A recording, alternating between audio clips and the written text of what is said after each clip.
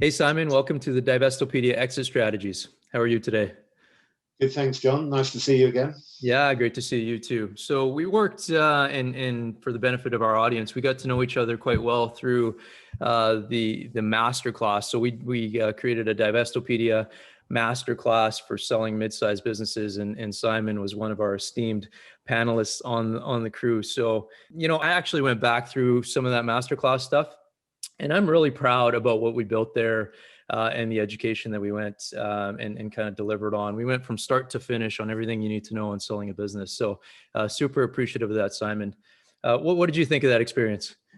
It was great. It was really interesting putting it all down in one place. There's lots of discussions you have at different stages of a process, and actually being able to put it down and record it going through and bring the whole piece together, the whole journey together in one place, I think was really, really interesting, and hopefully will be of benefit to a great number of people. Yeah, and it already has been. I mean, there's a lot of people that have gone through it and that have come to me and said what a great kind of educational piece that is. And the thing that I really liked is I'm a student of kind of deal making and learning from very experts like yourself and Bill and Michael. Was just amazing because it really got me thinking that the issues around deal making, regardless of where you are in the world, are kind of all the same. Yeah, so I think they're all saying there's nuances and differences here and there in terms of how we potentially deal with factors. But as we know, the biggest points around deals are people, and dealing with those factors and the chemistry, the relationships, and then looking at the solutions around succession. They're pretty similar all through the world. And it's how, we're not just deal doers, we're actually behavioral scientists in terms of how we pull that jigsaw together. One of the challenges I think I have personally is that I'm very logical, right? Like I think, one plus one should equal two, and when you're doing deals, in a lot of cases, that's not it, because you get tied up in emotions. And people think, the effort and the energy that they put in their business should be much more than kind of a multiple of, a reasonable multiple of cash flow. So how do you deal with that? How do you I'll go off script here and just say, I really love your style. The one thing that I liked about, having you involved in the masterclass is that you have a very easygoing style, and it seems you can be very calming influence in these tense and emotional situations. So maybe talk about that, how you deal with emotions through deal making. Yeah, so for me, it's always about keeping the options open. And when you've got two sides or a number of different parties in a situation, you never want someone to close the door. You've always got to find a way through, at least have an option on the table, because you don't quite know what the alternative is. I'm forever telling a client, look, if we don't get a deal agreed here, the price may have been reduced, there may be a term you don't like, but what's your alternative? You can walk away. You've still got that right up until you sign on the dotted line, but you want to have an alternative. And if you don't have another buyer for the business, and you think that the future is going to be more difficult, do you really want to go through this all again? So you've got to keep those options open. You've got to keep people talking and keep those solutions coming out. I agree with you, though. I often think our job is really straightforward. It's just common sense, isn't it? You can see you're logical, you can see what you're trying to achieve, and you're bringing parties together. But we understand the full picture, and I think our clients don't understand. They've never been through it before, and it's amazing how you can do a number of deals, and you end up saying to a client, "Well, this is what's going to happen. This is how they're going to react if we take that step." And probably 98 times out of 100, you'll be absolutely right. And your client will think you've got some kind of secret power that you can tell how they're going to react. But it's just how people are and how people act, and you've got that experience. So I think you've got to demystify the process to the client. You've got to be able to explain each step to them as you go through, and then they can see the whole journey coming together and piece that together. but the ingredient that kind of throws all that up into the pot is emotions.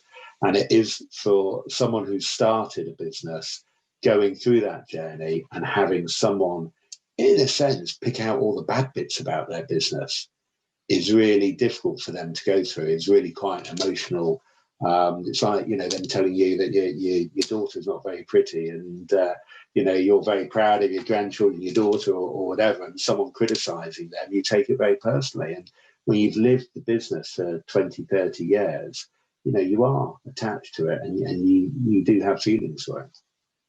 Yeah, I know for sure. And definitely I've tried to get better in helping my clients manage those feelings and go through it. But you made a great point around just deal makers where, we've been there, we've seen it before.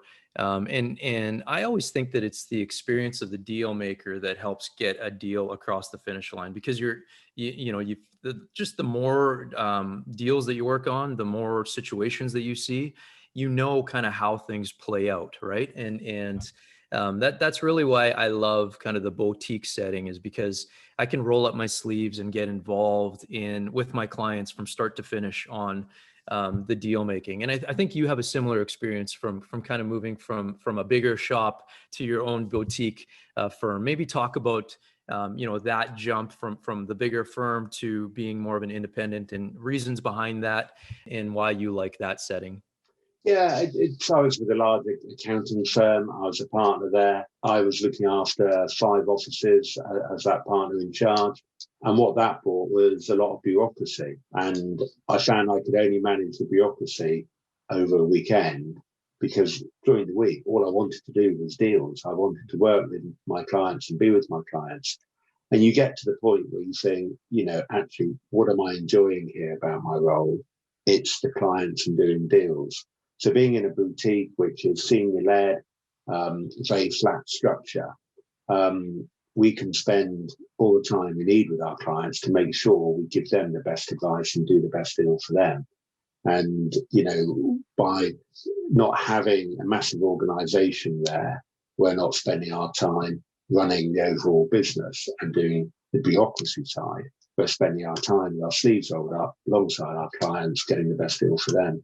And you've got to back yourself to be able to deliver that. If you're confident in what you're doing and you believe in your network and your previous clients who will refer friends and contacts to you, then you've just got to go for it.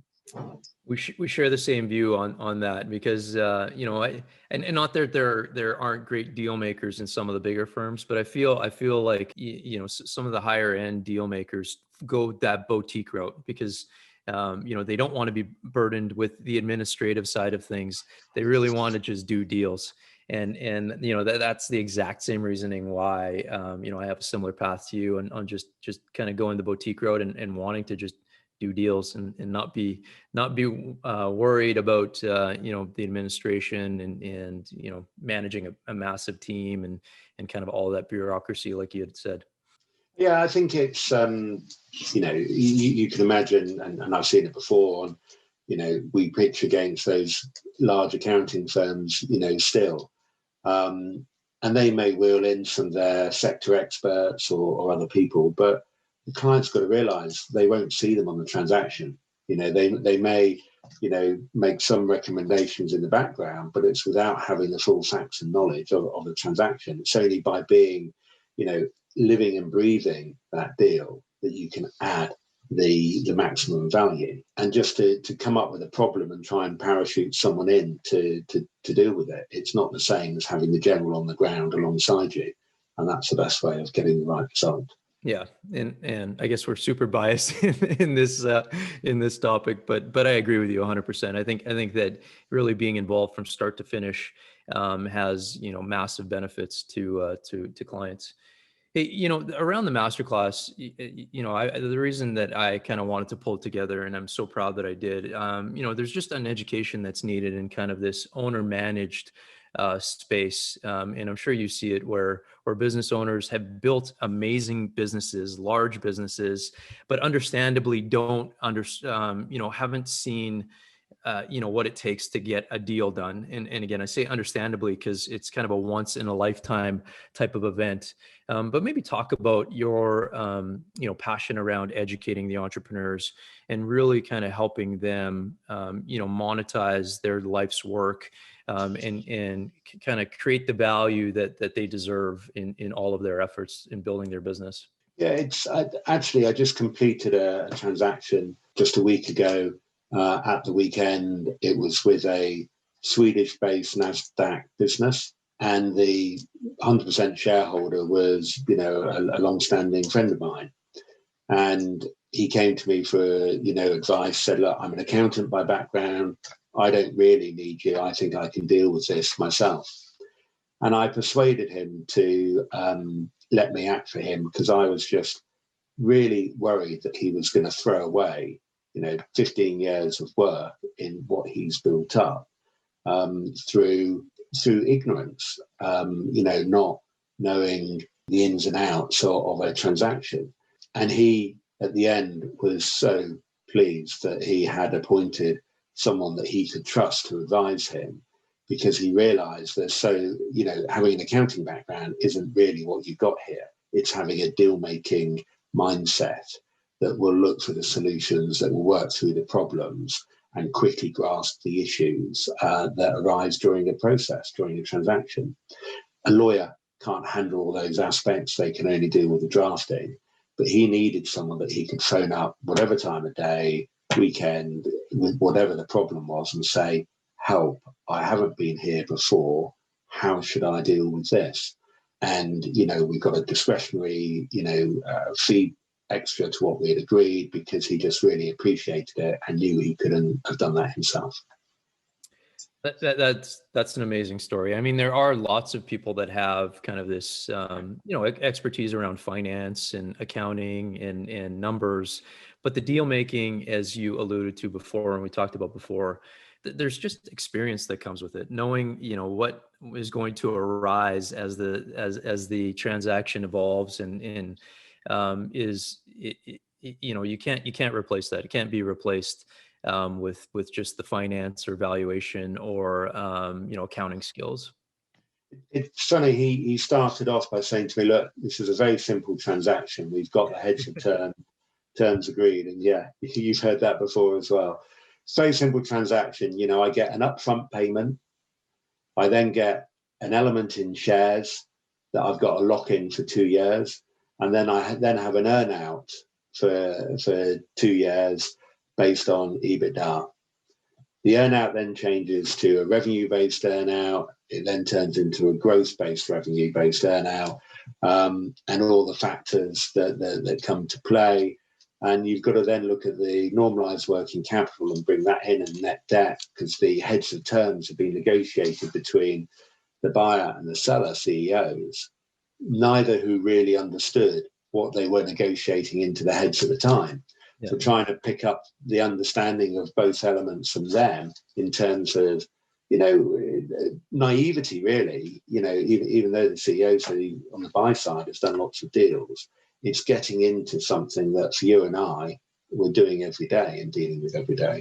So yeah, it's those famous words. This is very straightforward. I'm not sure where you will add your value. You just think, well, give me 10, 15 minutes and I think I can prove it. Well, I mean, you explaining that earnout didn't sound simple at all, but the one thing that I sometimes say is that, we create millions and millions of dollars of value in, like you were saying, a 15-minute conversation, and people find that hard to believe. At the surface of that, but it's so true, right? Like our experience in things that we've seen in past situations that we can now apply to these deals to get better outcomes for our clients really do help create, again, millions and millions of dollars or pounds in your instance of value for clients. I think it's it's a phrase I often use when I'm trying to negotiate our fee with a client or justify it's often justifying our added value, why they need an advisor at all. But I will say to them, look, you shouldn't really worry about our fee, because I'm going to save you a multiple of our fee by being involved in your transaction, and they need to buy into that. And it is very difficult for them, all of them come out of the process fully understanding that and acknowledging that. But going into the process, it's always difficult for them to see where you add that much value. But at the end of the day, it's interesting to say about, we create millions. I used to say, when people ask me, what is it you do for a living? I make millionaires. And it's you can't actually use that with everyone, because it's, some of them will feel it belittles the journey they've been on, because they're creating the value. Yeah. But you're helping deliver the end product to help them, see their journeys to the objective in how they want to describe it, whether it's value, whether it's the right home for their business. But you're the one that can help lead them to deliver those objectives.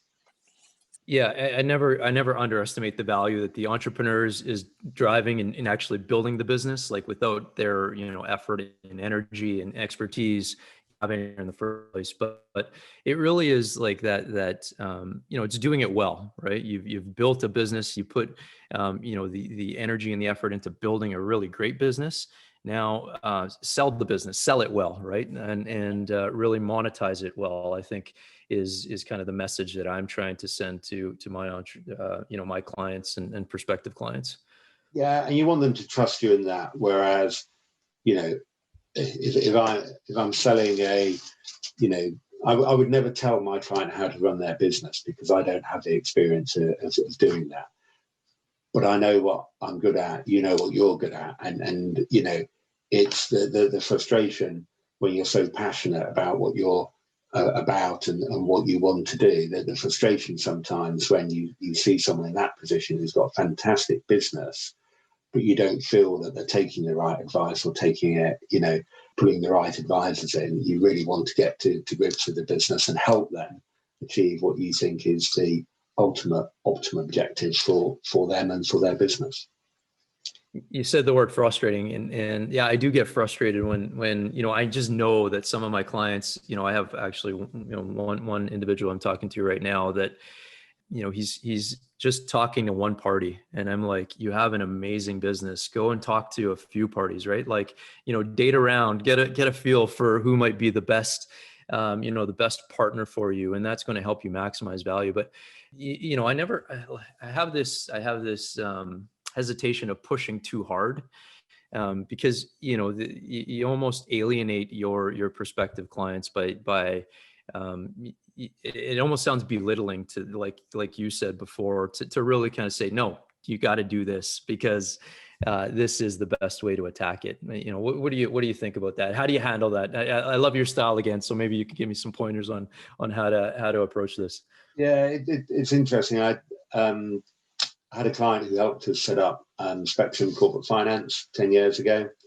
And why did he do that? When I'd known him for a few years, and he kept talking to me about his business, and I kept telling him, no, it's not the right time to sell. You're on this journey. I think you can really take this business forward.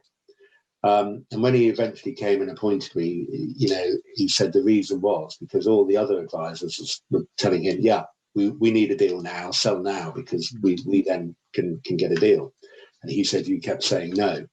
But he came to me because he'd been approached. He'd been approached by a global conglomerate PLC that put an offer on the table, and I'll use the actual numbers. It was £18 million sterling. He was 100% shareholder, and he said to me, "Look, that will do me. That's fine. That will do me.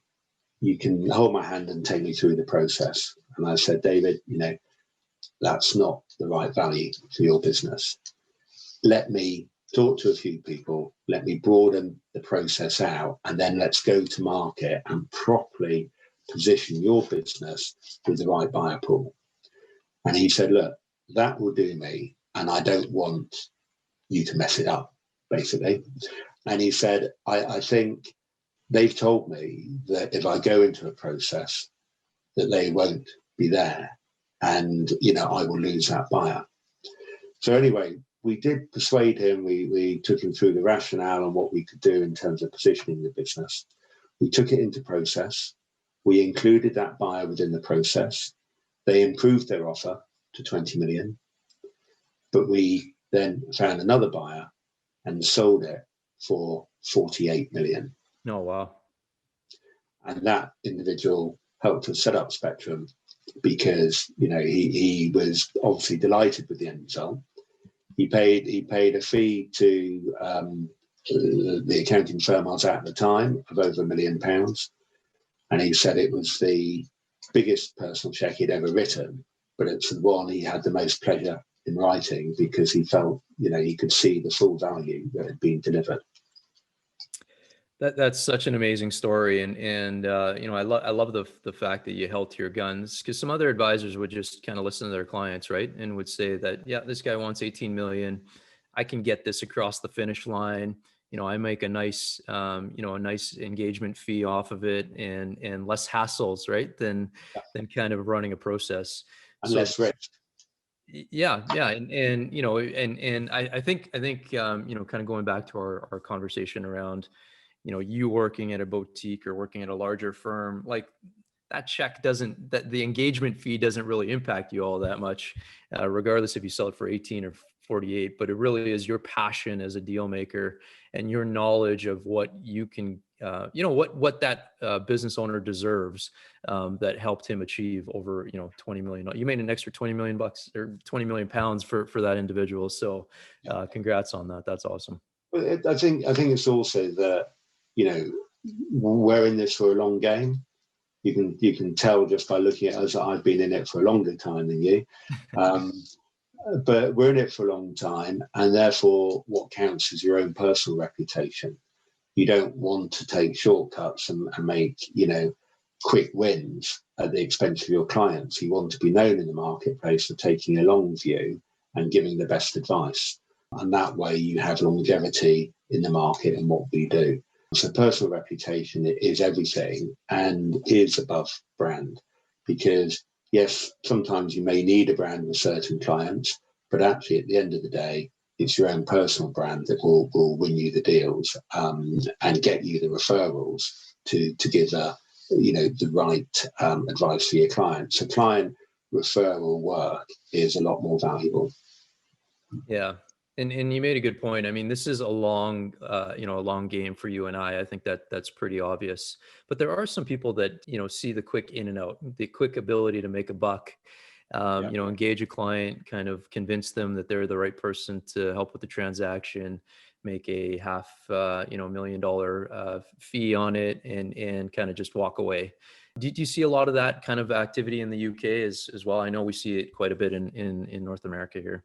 Yes, and I guess the difficulty is, in putting ourselves in potential client perspective, how do you judge? How do you tell who the best, you know, advisor is going to be for you? How do you avoid that trap? And I would say to anyone looking to appoint an advisor is take references. You know, get those references and really follow them and understand, has that individual been hands-on throughout that transaction? Have they led the deal? Were they there for the key meetings? Were they available, you know, at the times when you were needing that support? Were they there with you? And you've really got to do that, because, you know, I've seen it with smaller businesses. We have a number of firms in this country that operate a sausage machine, really. They take mandates on, and they've got very inexperienced people, you know, who do the research on buyers, who pull the documents together and are just cold calling people. But it tends to be scattergun approach. And yet, even with bigger firms, you know, as soon as they kind of lose a bit of heart in the deal, they're not, their mindset, their body isn't into it, and their heart and minds are not into it.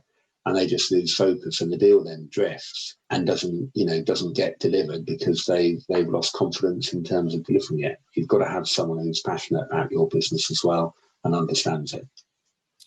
Yeah, you definitely do. Because I mean, doing deals is hard, as you and I know, right? And you know, it's not easy to, like, just even get buyers at the table. There's so many buyers that have different objectives, different interests, different access to resources and capital, different stages of maybe in their cycle of either doing acquisitions or not doing acquisitions. So, it's always kind of makes me laugh when clients come to me and say, these are the 5 top buyers that would buy my business.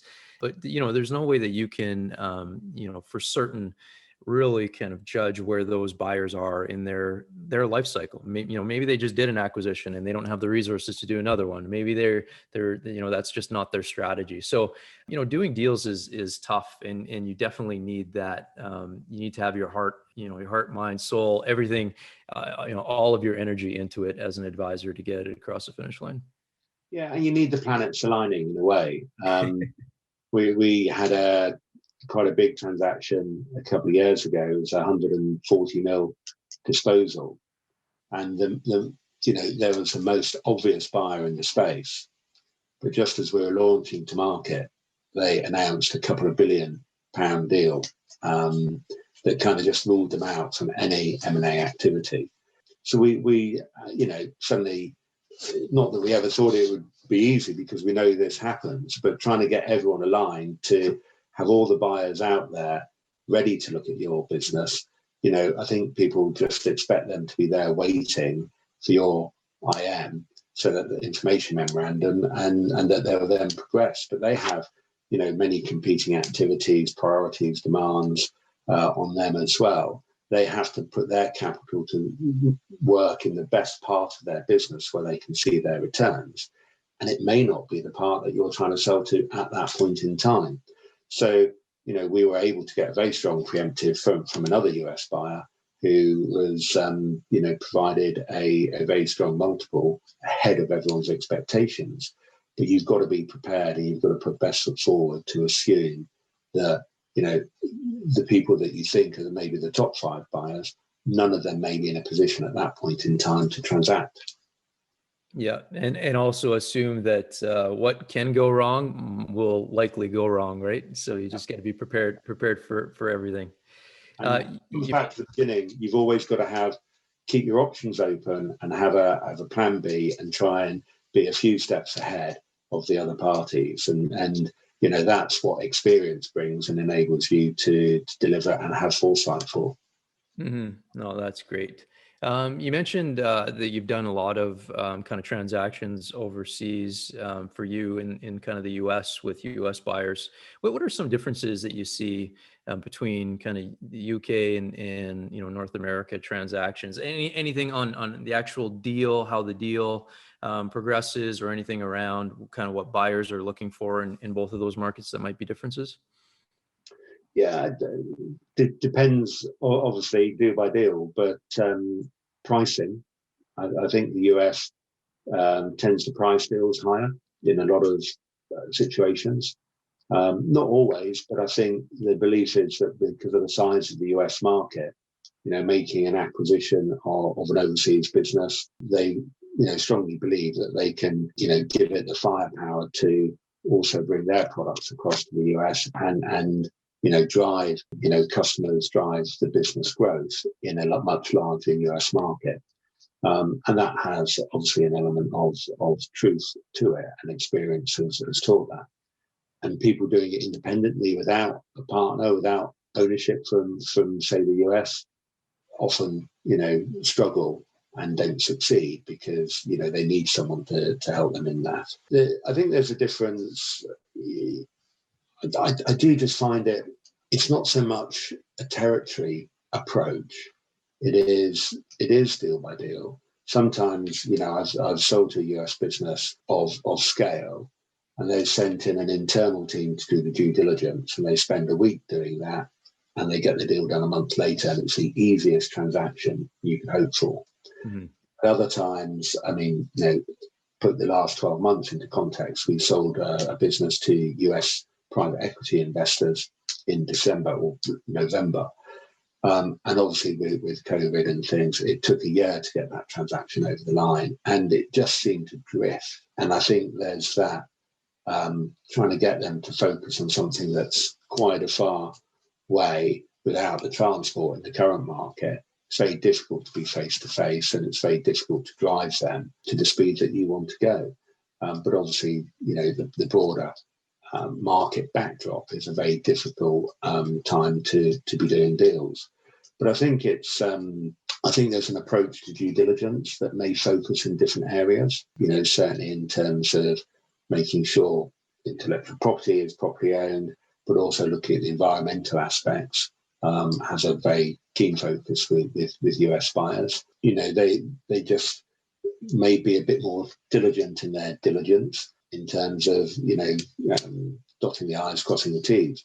But I think it's a people mindset, and if you've got people who can see the vision for the two businesses coming together or for making that investment, then the deal tends to drive a lot better.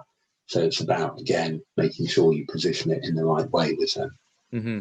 Yeah, and to your point of every deal is kind of has its own character and has its own nuances. I've seen that too, and through my experience of just deal making, like where you think something is going to go smoothly and it just might go off the rails, or it might go in a direction that you didn't initially see. Is definitely again situation specific. Absolutely. Yeah. Hey, the masterclass, Divestopedia, kind of everything I've kind of tried to do with, interacting and engaging with other professionals has been around just providing advice to entrepreneurs that are looking to sell your business. So what would be some top advice that you would give to business owners that are thinking about selling their business? And I mean, you've already given some pretty amazing advice, but what would be some things, and maybe you can summarize things you've already talked about. What would be some advice you'd give to these business owners? I think, for them, I think I would tell them, think ahead. Don't just decide, actually, it's a good idea to sell my business. I'll appoint someone tomorrow. Think ahead. Have a view to when you want to exit. It doesn't happen overnight. It's a 6 to 9 month process. Hopefully, you can drive it at 6 months, but you can only do that with doing the right preparation. So if you think ahead as to when you want to transition out, you've therefore got to look at succession planning. You've got to look at whether you are leaving day one or whether you're going to leave after a transition period. Then you can start putting the steps in place to achieve that. But it then comes back to, preparation is key. Let's properly understand the business, look at what the issues are that you perceive in the business, or get some advice from someone like you, another advisor. Get them to give you a view of what the likely pitfalls are going to be, because then you can start putting things together, sorting it out ahead of a process. You don't want to give a buyer the opportunity to chip the price later in the process. So you want to try and clear out the issues, sort out the problems within the business before going to market, because that enables you to drive a clean and quick process through the due diligence and to get the right result. Sometimes that may mean appointing people to do vendor due diligence, to give that perspective, external perspective on the business, to say, here you go, we're clean, have a look at this. But I think that comes when you want to drive the timetable. It comes when you may have issues within the business that you understand, but you want to make sure every buyer has the same understanding of those issues. So let vendor due diligence cover those points off and properly present the position to that buyer pool. You don't always need vendor due diligence, but in those situations you may. And if you want to drive it quickly, you're worried about people, delivering at the right price post signing exclusivity, then obviously having vendor due diligence minimizes the time from best and final offer to completing the deal. But it all comes back to think ahead and prepare. They're the two main points. Oh, and appoint an advisor, a good advisor that you've personally referenced, because they can bring it all together and bring on that final aspect of, running the right process that best articulates your business, presents it in the best way, and delivers the right buyer pool, because then you can negotiate the best deal for your client and get them the best price. Mm-hmm. That idea of thinking ahead is I don't see it happen as often as I think it should, right? Like, I mean, nobody really thinks about their exit, or maybe they want to avoid thinking about their exit. But I've tried to almost word it differently and call it, M&A strategies, right? Like these are M&A strategies that you want to employ that help you maximize value, because that the word exit I think is very scary for a lot of entrepreneurs. But Simon, I Almost, appreciate. they feel almost like a cliff edge, don't they? Yeah, exactly. Yeah. And some of them may want that because they're so emotionally tied to the business, but actually, what a buyer will want is to see a gradual process, and making sure that the entrepreneur is happy to see that. But sometimes they feel that they are emotionally tied into the business, so they wouldn't be able to work for someone. So that comes back to making sure you have the right fit of the business, and that the entrepreneur can see the buyer taking the business forward in a very positive and proactive way. But the buyer also needs to be sensitive to the requirements of the entrepreneur and make sure that they give them some flexibility as they look to leave and move on as well. Great advice. Hey, Simon, I am super appreciative of your time. I am grateful that you and I have been able to kind of connect and develop a relationship here. And, congratulations on all your success. The masterclass I'm super proud of, and you were a big part of that. So thanks again for that. Thank you for joining me on the Divestopedia Exit Strategy Insights. Pleasure, John. Always a pleasure. And it's been really, really good. Thank you. Thank you.